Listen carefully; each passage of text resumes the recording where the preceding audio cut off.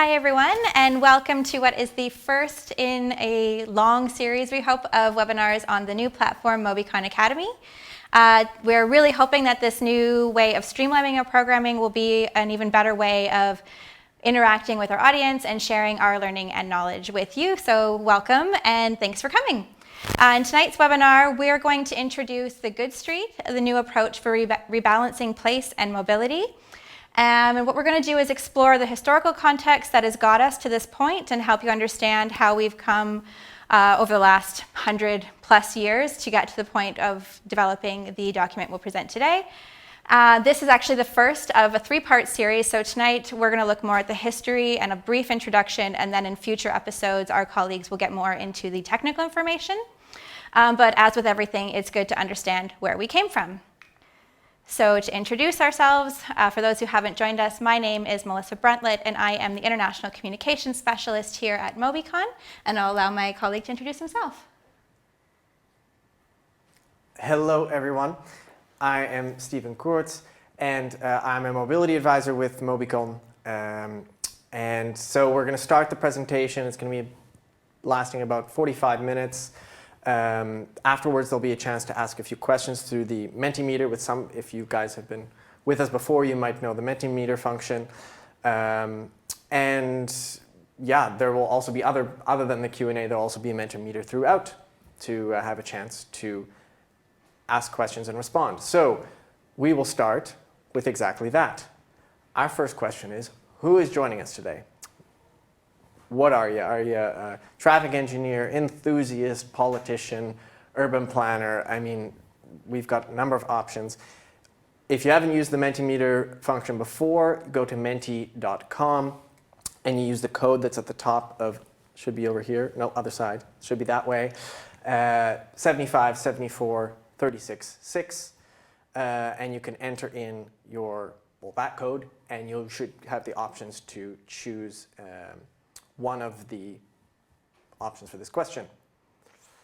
But on this side, we have a bit of a delay, so it might take a bit longer. I think we're seeing at least one. We don't have... We have an advocate in the room. All right, we've got one advocate. But maybe we'll wait another few seconds, minutes ago. I think we can always come back and answer this later. We can come back to it, exactly. So, the Good Street, what is it? Well, that's kind of what we're going to get into today. We're not going to go into the deep details, but we'll give you a bit of background.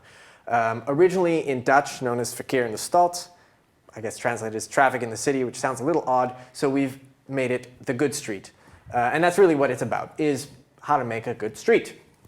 And it was a collaborative work with the ANWB, so that's the Royal Dutch Touring Company, so similar to AAA or CAA in Canada, so AAA the American version, Awareness Consultancy, and Bart Eegter Advies.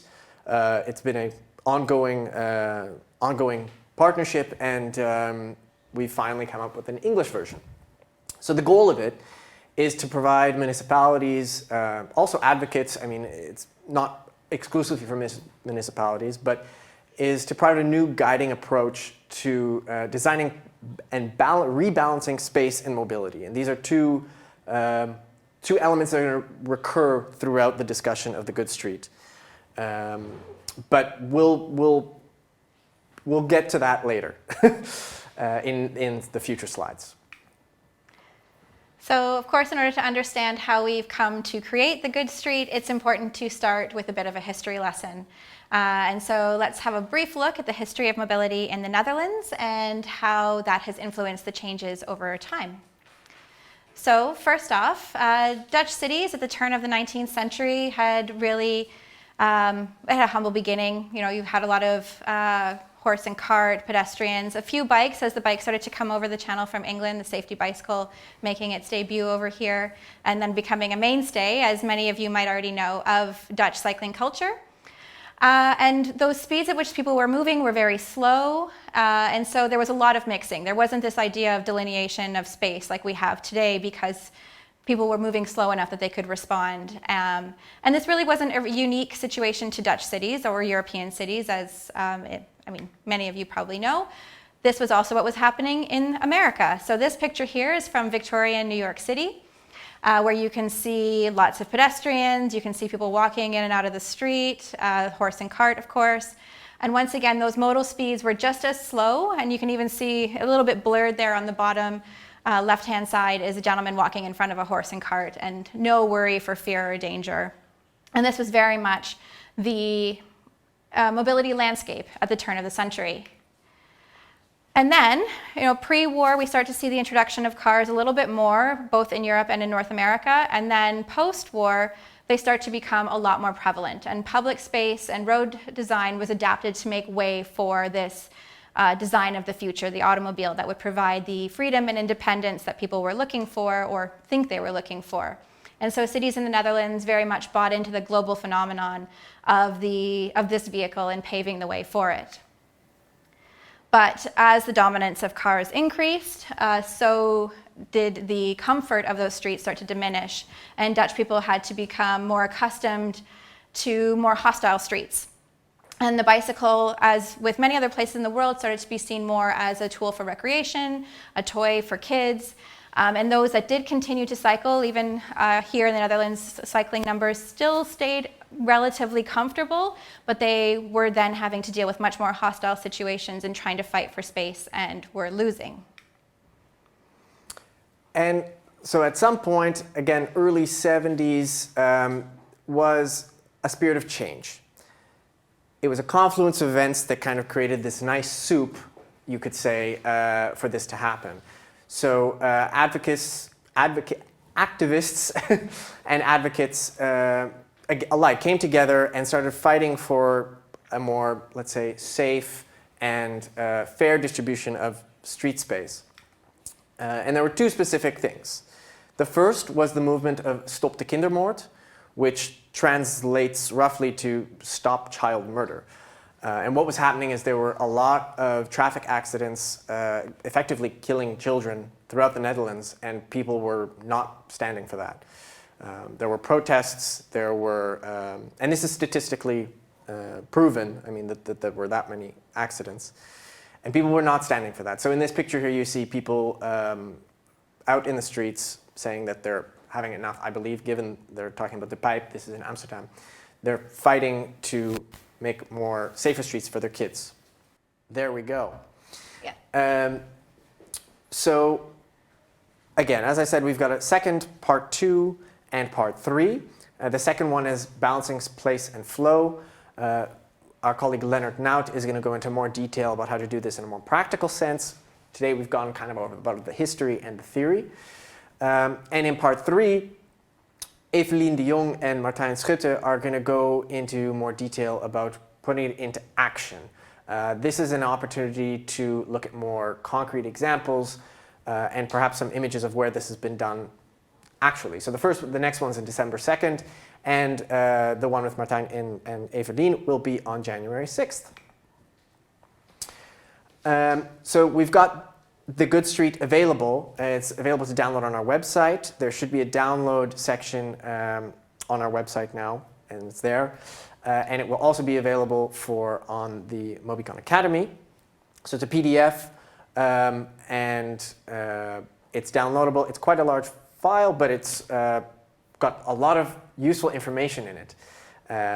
So feel free to download it, and we'd love to hear what you guys think, and whether you guys have been able to put it into practice, or whether where you're struggling. All right, so we've reached the end. Before we say goodbye, we also want to give you a little sneak peek of what is to come. So as we've been publicizing, this is going to be a continual stream. We're hoping to get at least 3 to 4 webinars out every month. And next week, same time, we will launch a very special interview with our founder and his mentor. So here's the preview now.